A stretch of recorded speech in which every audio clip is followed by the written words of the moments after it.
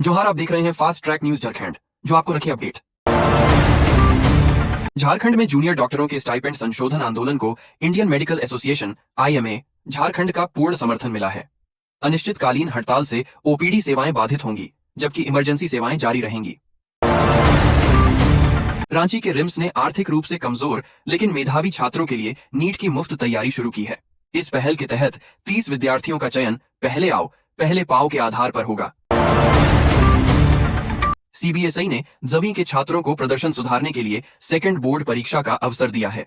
छात्र अधिकतम 3 विषयों में दोबारा परीक्षा दे सकते हैं, जो मई में संभावित है।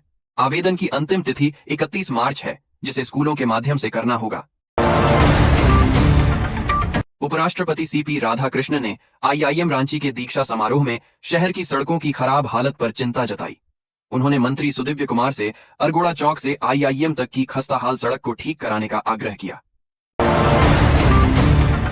धनबाद के तोपचांची प्रखंड के जीतपुर गांव में 11,000 वोल्ट के बिजली तार की चपेट में आने से एक मोर की दर्दनाक मौत हो गई। ग्रामीणों ने घायल मोर को बचाने का प्रयास किया, लेकिन सफल नहीं हुए। मैथन टोल प्लाजा पर 1 अप्रैल से टोल दरें बढ़ जाएंगी, जिससे वाहनों पर 5 से 15 रुपए और मासिक पास पर 10 रुपए का अतिरिक्त बोझ पड़ेगा।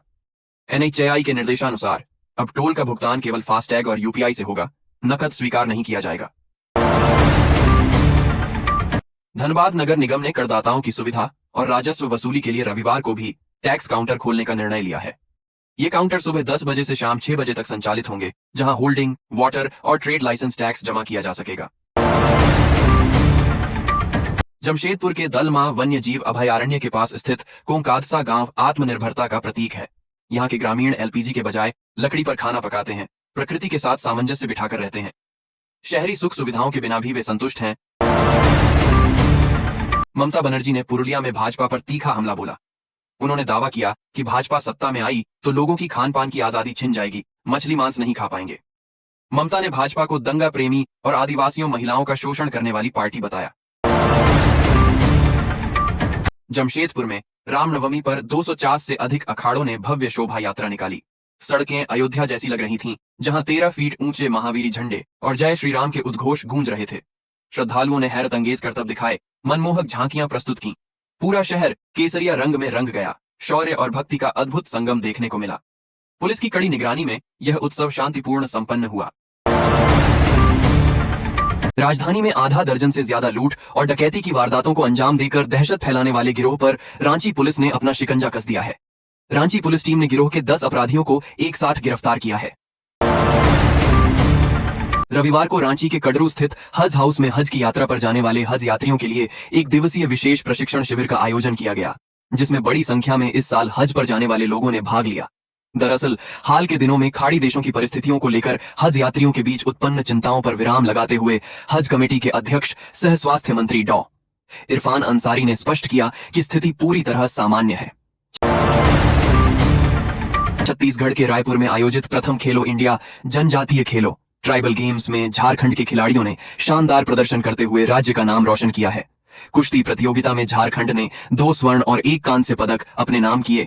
वहीं महिला फुटबॉल और महिला हॉकी टीम ने भी बेहतरीन खेल दिखाते हुए सेमीफाइनल में जगह बना ली है। पलामू जिले के हरिहरगंज में नेशनल हाईवे I-98 पर अंचल अधिकारी और अंचल निरीक्षक के साथ हाईवा मालिक एवं ड्राइवर ने धक्का मुक्की की है। आरोपी धक्का मुक्की के बाद सभी जब्त हाईवा को छुद्धा ले गए। पूरे मामले में हरिहरगंज थाना में हाईवा मालिक और ड्राइवर के खिलाफ नामजद FIR दर्ज की गई है। सभी हाईवा मालिक हरिहरगंज और पिपरा के रहने वाले हैं। रांची जिला पुलिस के द्वारा कुख्यात अपराधी प्रिंस खान गैंग पर नकेल कसने के लिए लगातार कार्रवाई की जा रही है। इसी क्रम में प्रिंस खान के खास शूटर सचिन यादव को रांची पुलिस के द्वारा गिरफ्तार किया गया है। सचिन यादव टिटोस रेस्तरां में हुई गोलीबारी में शामिल था। इस वारदात में रेस्तरां के एक वेटर की गोली लगने की वजह से मौत हो गई थी। प्रेमी से फोन बात करने के बाद एक नाबालिग लड़की की मौत हो गई। घटना के बाद पूरे मामले में प्रेमी के खिलाफ FIR दर्ज की गई है और पूरे मामले में आगे की छानबीन की जा रही है। नाबालिग पलामू जिले के पड़वा थाना क्षेत्र के मानाहर गांव की रहने वाली थी। झारखंड में बॉक्सिंग प्रतिभाओं को निखारने और राज्य स्तरीय प्रतियोगिता के लिए मजबूत टीम तैयार करने की दिशा में अहम कदम उठाया गया है। 31 मार्च से 1 अप्रैल 2026 तक रांची में आयोजित होने वाली राज्य स्तरीय बॉक्सिंग चैंपियनशिप से पहले 29 मार्च को चयन शिविर का सफल आयोजन किया गया। यह शिविर खेलगांव होटवार स्थित बॉक्सिंग हॉल में संपन्न हुआ, जिसमें बड़ी संख्या में खिलाड़ियों ने भाग लिया। कोडरमा जिले में हाथियों के आतंक से लोग दहशत में हैं और वन विभाग की लापरवाही का खामियाजा लोगों को जान देकर चुकाना पड़ीडीएच रहा है। ताजा मामला मरकच्चो थाना क्षेत्र के जामू स्थित हरलाडीह गांव का है। यहां महुआ चुनने गई एक महिला को हाथी ने पटक पटक कर मौत के घाट उतार दिया। मृतक की पहचान 55 वर्षीय सीता देवी के रूप में हुई है। दुमका कभी कभी छोटी सी बात भी इतनी बड़ी हो जाती है कि बात का बतंगड़ बन जाता है और मामला काफी बिगड़ जाता है। कुछ ऐसा ही वाकया दुमका में देखने को मिला है, जब अपनी चचेरी बहन की शादी में डांस कर रहे एक युवक को उसकी पत्नी ने मना किया कि ज्यादा उत्साह दिखाने की आवश्यकता नहीं है, शांत रहिए। इसी बात को लेकर पति पत्नी के बीच जमकर विवाद हुआ। पति ने अपनी पत्नी को खूब खरी खोटी सुनाई। इससे नाराज होकर पत्नी ने अपनी जान दे दी।